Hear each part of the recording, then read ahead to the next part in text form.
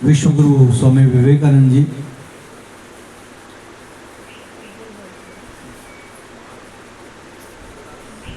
आज नगर सेविका पूर्व स्नेहा जी ने ये सत्याग्रह का आयोजन किया। बड़ी वेदना और पीड़ा और दुख होता है कि जब हम जैसे लोगों को सत्याग्रह पर बैठना पड़ता है। वो घटना कल्याण की 11 वर्ष की नन्ही सी बच्ची, जिसके माता पिता अपने परिवार को चलाने के लिए दोनों लोग जॉब करते थे और उस बच्ची के साथ जघन्य अपराध हुआ। अपराध करने वाले भी कौन? तो उसी इलाके के पॉलिटिकल पार्टी से ताल्लुक रखने वाले, दबाव तंत्र का इस्तेमाल करने वाले।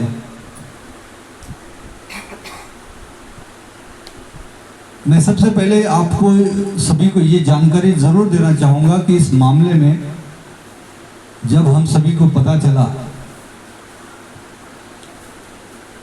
तो आदरणीय श्री हमारे भारतीय जनता पार्टी के मुंबई प्रदेश के उपाध्यक्ष और पूर्व राज्य मंत्री अमरजीत मिश्र जी उस परिवार से जाकर मिले, उनके दुख को समझा। सारी प्रक्रिया हमारी सरकार है। आज महाराष्ट्र में मुख्यमंत्री हमारे अपने आदरणीय श्री देवेंद्र फडणवीस जी उनको बताई। उस परिवार के माता पिता को ले जाकर देवेंद्र फडणवीस जी से उनके सागर बंगले में मुलाकात कराई। वहाँ के स्थानिक विधायक सौभाग्यवती गायकवाड़ जी भी साथ में थी। इमीडिएट देवेंद्र फडणवीस जी ने, मुख्यमंत्री जी ने इस वक्त हिंदुस्तान के जो सबसे बड़े एडवोकेट हैं उनको पब्लिक प्रोसिक्यूटर यानी पीपी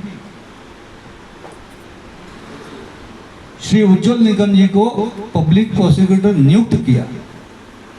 और वो नियुक्त करने का कारण यही था कि ताकि अपराधी किसी भी एंगल से बच नहीं पाए, क्योंकि उज्जवल निकम जी भारतीय जनता पार्टी से भी जुड़े हुए हैं। अभी वो संसद का चुनाव लड़ चुके हैं।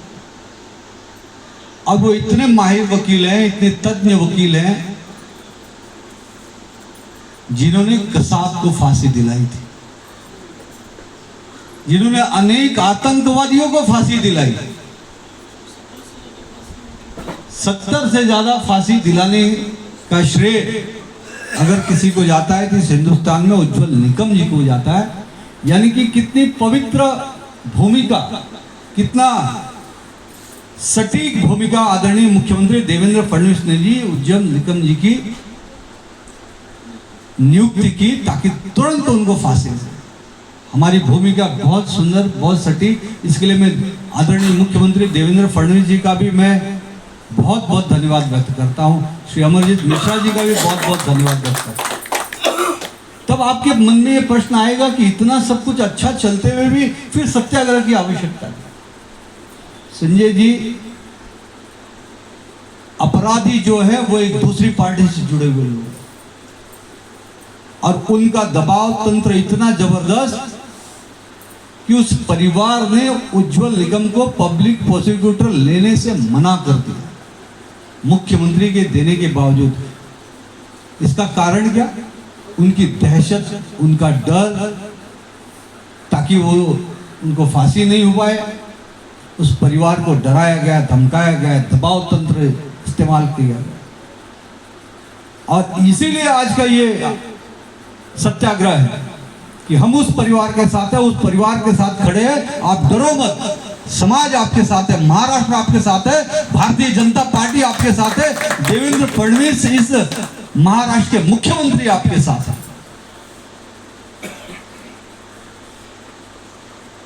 कानून के हर पहलू से हम आपके साथ हैं। दूसरा कारण सत्याग्रह करने का, इसके पहले भी अनेक इस प्रकार की घटनाएं हुई, लेकिन उस वक्त समाज में जो चैतन्य था, हमने देखा कि इस वक्त कल्याण में वो चैतन्यता की कमी हुई। क्यों? कारण क्या? क्योंकि वो गरीब है, उनके पीछे कोई रसूख नहीं है, क्योंकि वो हमारे समाज के हैं।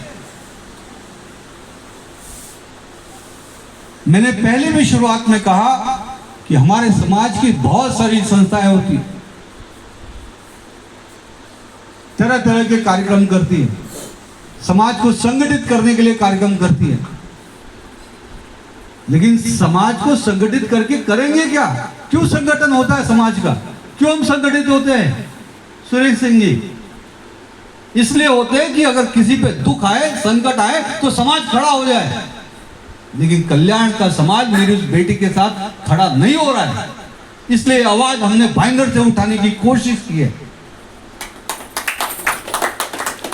बंद करो बाटी चोखा, बंद करो भंडारा।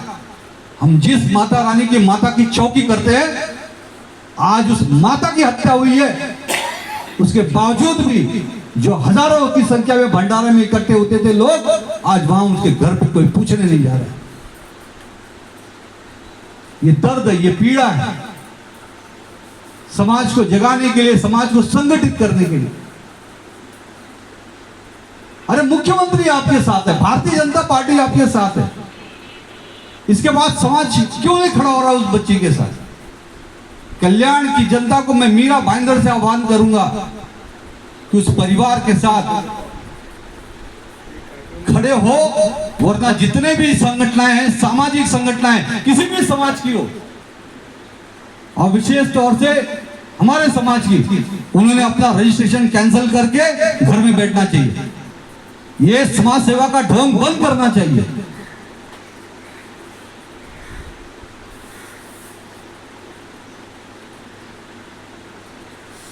आप उत्तर भारतीय मोर्चा के जिला अध्यक्ष हैं। मेरे शहर में ऐसी घटना ना हो, ऐसी पीड़ा, ऐसा दुख, ऐसा संकट ना झेलना पड़े, इसलिए अब हम सभी का भी दायित्व बनता है। जो ये 50-50 संस्थाएं बन गई है, 1 से 50 बन गई ना, इनको एक प्लेटफॉर्म पे लाने की आवश्यकता है। ये एक प्लेटफॉर्म पे नहीं आएंगे, कल को यहां कोई घटना घटेगी, हम इसी तरह से पटे रहेंगे, कटे रहेंगे।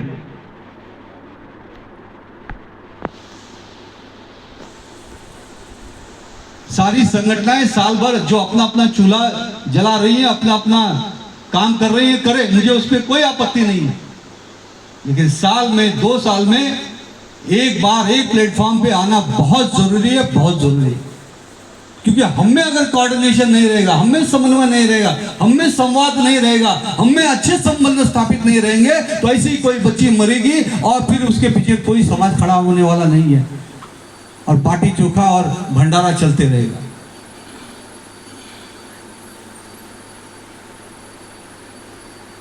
तो आपको पार्टी ने समाज का अगुवा बनाया है सिंह साहब, आप ये पहल करिए। जितनी भी सामाजिक संस्थाएं हैं, उनका एक फेडरेशन बनना चाहिए।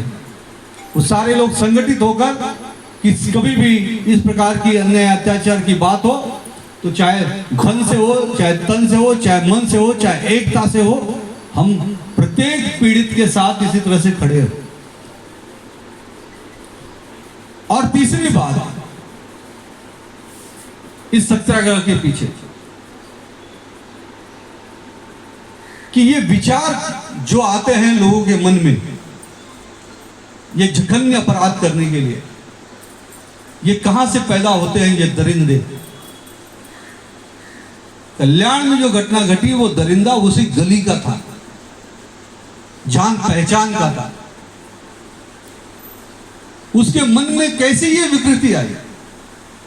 इसलिए समाज में जो बार बार आप सभी लोगों ने संस्कार की बात की, संस्कृति की बात की, तो हमारे समाज में विशेष तरह से नई पीढ़ी में अच्छे संस्कार पैदा किए जाए, इसके लिए भी हमें जन जागृति चलाने की आवश्यकता है। हमारे शहर में ऐसी घटनाएं ना घटे, ऐसी मनोविकृति ना पैदा हो, इसलिए आध्यात्मिक, धार्मिक, संस्कारिक शिक्षा का सभी को मिले,